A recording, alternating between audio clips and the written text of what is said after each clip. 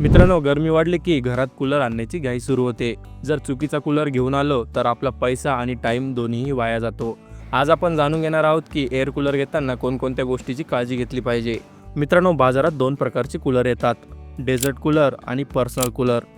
मोठ्या खोलीसाठी dessert cooler उत्तम, तर लहान जागेसाठी पर्सनल कूलर हे बेस्ट पर्याय आहे. मित्रांनो, दुसरा पॉईंट म्हणजे टँकची क्षमता काय आहे ते पहा. टँक लहान असेल तर वारंवार पाणी भरावे लागेल. मोठ्या खोलीसाठी 50 लिटर तर लहान खोलीसाठी 20 ते 30 लिटर टँकचा कूलर बेस्ट राहील. तिसरा पॉईंट म्हणजे कोणता कूलिंग पॅड बेस्ट राहील.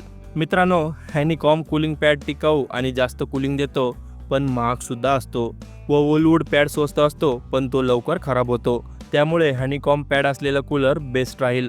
चौथा पॉईंट म्हणजे पॉवर आणि मोटर कन्झम्पशन. मोटर जास्त शक्तिशाली असेल तर कूलिंग चांगली होते, पण त्याचवेळी विजेचा वापरही वाढतो. म्हणून 150 ते 200 वॉटचा कूलर घ्या, जो कूलिंग आणि वीज बचतीसाठी परफेक्ट आहे. पाचवा आणि महत्त्वाचा पॉईंट म्हणजे कूलरची हवा फेकण्याची क्षमता किती आहे.